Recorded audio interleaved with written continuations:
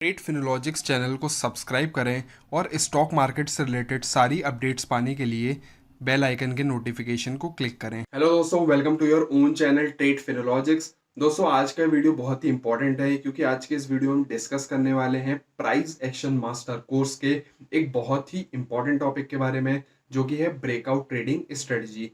तो इस वीडियो में हम देखेंगे कि ब्रेकआउट ट्रेडिंग हमें कैसे करना चाहिए, कौन कौन सी इंपॉर्टेंट बातें हैं जिनको हमें ध्यान रखना चाहिए ब्रेकआउट ट्रेडिंग करते टाइम, और हम ये समझेंगे कि ब्रेकआउट ट्रेडिंग में कैसे हम एक अच्छा प्रॉफिट अर्न कर सकते हैं। तो ये सारी चीज़ें हम सीखने वाले हैं।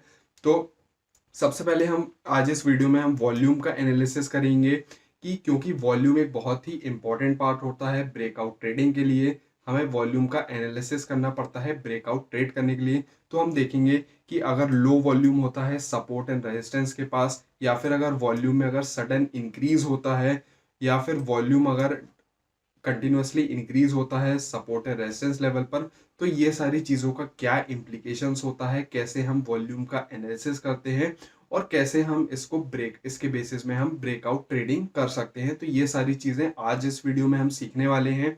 और जो नेक्स्ट पार्ट होगा उसमें हम सीखेंगे कि सपोर्ट एंड रेजिस्टेंस लेवल को हम कैसे आइडेंटिफाई करते हैं ब्रेकआउट ट्रेडिंग के लिए, और हमें ब्रेकआउट ट्रेडिंग में हमें एंटर कब होना चाहिए, अपनी पोजीशन को कब हमें क्रिएट करना चाहिए, एग्रेसिव एंट्री, वेरी कंजर्वेटिव और कंजर्वेटिव एंट्री के बारे में हम सीखेंगे नेक्स्ट पार्ट में। तो चलिए सबसे पहले हम केस नंबर 1 समझ लेते हैं कि अगर सपोर्ट या रेजिस्टेंस के पास अगर वॉल्यूम लो होता है तो उसका क्या इंडिकेशन होता है और कैसे हमें उसको ट्रेड करना चाहिए। तो सबसे पहले मान लीजिए ये है रेजिस्टेंस का लेवल, और स्टॉक का प्राइस मान लीजिए यहाँ पर अप ट्रेंड में था, स्टॉक का प्राइस ऊपर जा रहा था और वॉल्यूम भी यहाँ पर धीरे धीरे इंक्रीज हो रहा था। ओके, यहाँ पर वॉल्यूम देखिए, यहाँ पर वॉल्यूम इंक्रीज हो रहा है। लेकिन जब भी स्टॉक का प्राइस रेजिस्टेंस के पास आता है तो मान लीजिए वहां पर थोड़ा सा अगर वॉल्यूम डिक्रीज हो जाता है, वॉल्यूम यहाँ पर देखिए गिर गया है वॉल्यूम, तो इसका क्या इंडिकेशन होता है। अगर स्टॉक का प्राइस रेजिस्टेंस एरिया के आने के पास अगर वॉल्यूम गिर जाता है तो इसका मतलब होता है कि बायर की जो स्ट्रेंथ है वो वहां पर वीक हो गई है, बायर की जो पावर है वो वहां पर वीक हो चुकी है। तो इस केस में दो चीजें हो सकती हैं। फर्स्ट, यहाँ पर स्टॉक का प्राइस कंसोलिडेशन कर सकता है यहाँ पर रेजिस्टेंस एरिया के नीचे, या फिर स्टॉक का प्राइस थोड़ा सा रिट्रेंच कर सकता है, थोड़ा सा गिर सकता है और यहाँ पर इस एरिया में यहाँ पर कंसोलिडेशन कर सकता है। तो इस केस में हमें क्या करना है, यहाँ पर हमें वेट करना है। कब तक वेट करना है? जब तक स्टॉक का प्राइस ब्रेकआउट नहीं दे देता और ब्रेकआउट कैंडल रेजिस्टेंस एरिया के ऊपर सस्टेन नहीं कर जाती, तब तक हमें वेट करना है। तो देखिए यहाँ पर स्टॉक का प्राइस कंसोलिडेशन हो रहा है और ये है वॉल्यूम। तो अभी तक हमें वेट करना है, यहाँ तक हमें वेट करना है। और जब स्टॉक का प्राइस यहाँ पर ब्रेकआउट देता है अलोंग विथ गुड वॉल्यूम, देखिए ये है वॉल्यूम बार और ये है स्टॉक का ब्रेकआउट, तब हमें यहाँ पर एंट्री लेना है। और दो चीजें हमें ध्यान रखनी है। फर्स्ट, कि कैंडल की जो क्लोजिंग है, ये देखिए मैं यहाँ लिख देता हूँ, कैंडल की जो क्लोजिंग है वो रेजिस्टेंस एरिया के ऊपर होनी चाहिए, यानी इस एरिया के ऊपर होनी चाहिए कैंडल की क्लोजिंग। और सेकंड चीज, वॉल्यूम इंक्रीज होना चाहिए, वॉल्यूम यहाँ पर इंक्रीज होना चाहिए प्रीवियस वॉल्यूम से। जैसे मान लीजिए ये था प्रीवियस वॉल्यूम, तो देखिए जो ब्रेकआउट कैंडल है उसका वॉल्यूम पिछले वॉल्यूम से ज्यादा होना चाहिए और कैंडल की क्लोजिंग यहाँ रेजिस्टेंस एरिया के ऊपर क्लोजिंग होना चाहिए। अगर ये दोनों कंडीशन है तब हम वहां पर एंट्री ले सकते हैं। अगर वॉल्यूम कम है लेकिन अगर स्टॉक का प्राइस ब्रेकआउट देता है तो हमें वहां पर एंट्री नहीं लेना है, क्योंकि वहां पर फेक ब्रेकआउट हो सकता है।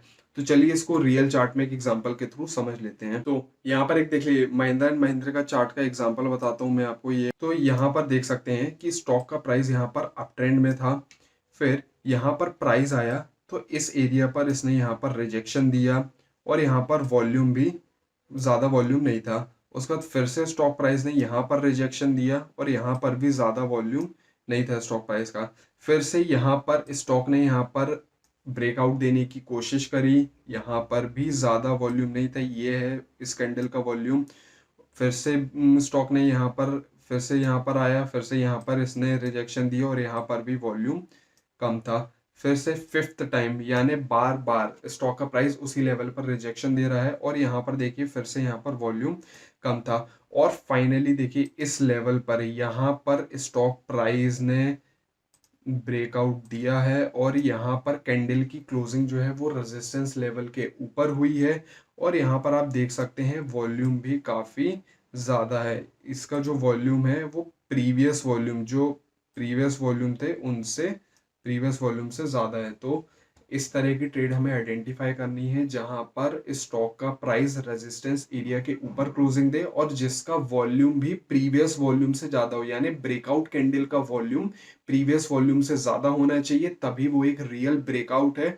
अदरवाइज अगर वॉल्यूम नहीं होगा तो वहां पर एक फेक ब्रेकआउट हो सकता है और वहां पर हम फंस सकते हैं। चलिए केस नंबर 2 के बारे में समझते हैं। अगर मान लीजिए प्राइस सपोर्ट या रेजिस्टेंस के आने के बाद अगर मान लीजिए वॉल्यूम अगर सडन इंक्रीज होता है, वॉल्यूम अगर अचानक से इंक्रीज हो जाता है, तो उसका क्या इंडिकेशन होता है और कैसे हमें उसको ट्रेड करना चाहिए। तो मान लीजिए ये एक रेजिस्टेंस का लेवल है और स्टॉक का प्राइस मान लीजिए यहाँ पर अप ट्रेंड में था, यहाँ पर स्टॉक का प्राइस ऊपर आता है और यहाँ पर धीरे धीरे वॉल्यूम भी इंक्रीज हो रहा था। इसका मतलब प्राइस अभी अप ट्रेंड में ही था और जैसे ही स्टॉक का प्राइस रेजिस्टेंस लेवल के पास आता है, यहाँ पर एक हमें अचानक से वॉल्यूम का स्पाइक देखने को मिलता है। इसका मतलब वॉल्यूम अचानक से इंक्रीज हो जाता है रेजिस्टेंस लेवल के पास। तो इसका क्या इंडिकेशन होता है? क्या इसका ये मतलब है कि ब्रेकआउट जस्ट होने ही वाला है और हमें स्टॉक की क्वांटिटी को बाय कर लेना चाहिए, स्टॉक में अपनी पोजीशन को क्रिएट कर लेना चाहिए? तो नहीं, ये गलती हमें नहीं करना है। अगर रेजिस्टेंस एरिया के पास वॉल्यूम अगर अचानक से इंक्रीज हुआ है तो इसका मतलब ये हो सकता है कि यहाँ पर ये जो सेलर्स बैठे हुए हैं, रेजिस्टेंस है, ये सेलर का एरिया है रेजिस्टेंस के ऊपर, तो ये जो सेलर बैठे हुए हैं हो सकता है ये यहाँ पर एक्टिवेट हो गए हैं और उन्होंने यहाँ पर अपनी सेलिंग की पोजीशन को क्रिएट कर लिया है। तो हो सकता है इस कारण वॉल्यूम इंक्रीज हुआ हो और यहाँ पर स्टॉक का प्राइस यहाँ पर नीचे आ सकता है। दूसरी चीज़ कि जो भी स्मार्ट मनी होते हैं, देखिए जो भी स्मार्ट मनी जो होते हैं वो कभी भी हाई लेवल पर बाय नहीं करेंगे, वो इस लेवल पर कभी भी एंट्री नहीं करते हैं। वो हमेशा क्या करते हैं कि जब भी स्टॉक का प्राइस एक्यूमुलेशन होता है वहाँ पर एंट्री ले लेते हैं और जब वो क्वांटिटी बाय कर लेते हैं, स्टॉक को एक्यूमुलेट कर लेते हैं, उसके बाद वो स्टॉक के प्राइस को ऊपर ले जाते हैं। तो स्मार्ट मनी जो होगा वो ऑलरेडी इस लेवल पर, नीचे के लेवल पर ऑलरेडी एंट्री ले चुका होगा, उसके बाद वो स्टॉक के प्राइस को ऊपर ले गए, तो वो कभी भी इस लेवल पर एंट्री नहीं करेंगे।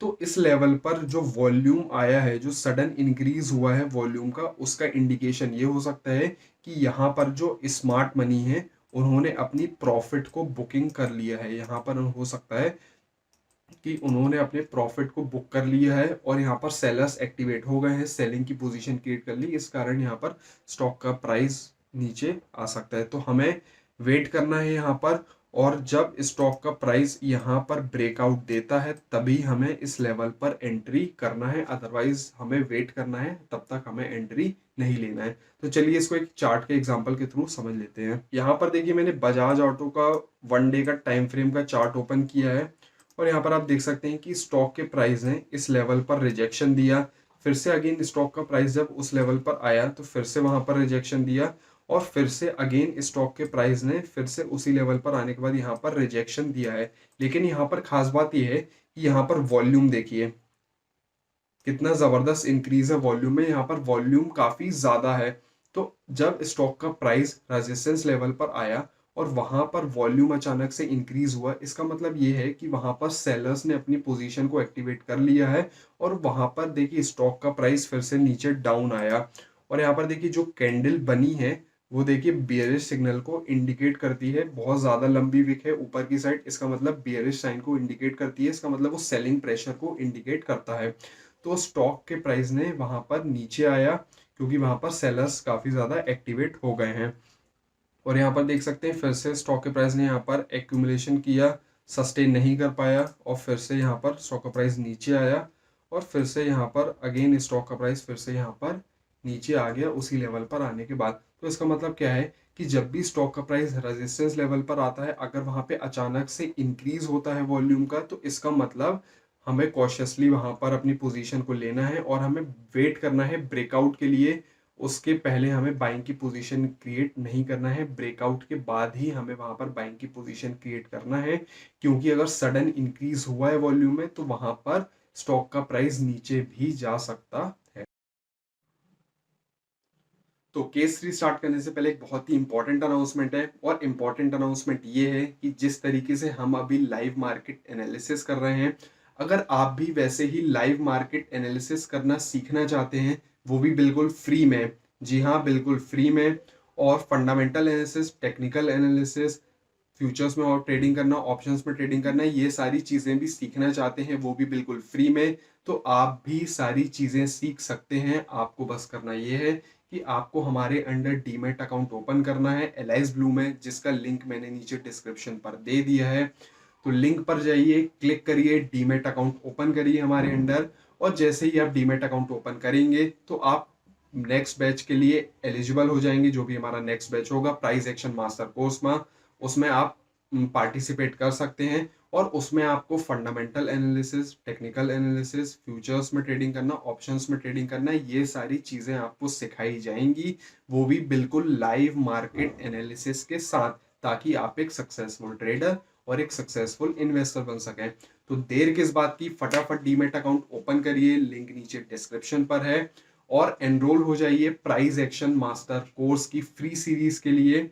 और इससे रिलेटेड अगर आपको कोई क्वेरीज होंगी तो ये है व्हाट्सएप नंबर, इसमें आप हमें मैसेज कर सकते हैं, या ट्रेडिंग या इन्वेस्टमेंट से रिलेटेड भी अगर आपको कुछ क्वेरीज होंगी तो आप बिल्कुल इस व्हाट्सएप नंबर पर मैसेज कर सकते हैं, आपको सारी चीज़ों में हेल्प की जाएगी। तो देर किस बात की, डीमेट अकाउंट ओपन करिए और सीखते रहें, फंडामेंटल एनालिसिस, टेक्निकल एनालिसिस, सारी चीज़ें सीखें और बने एक सक्सेसफुल ट्रेडर और एक सक्सेसफुल। तो चलिए केस नंबर 3 को समझ लेते हैं।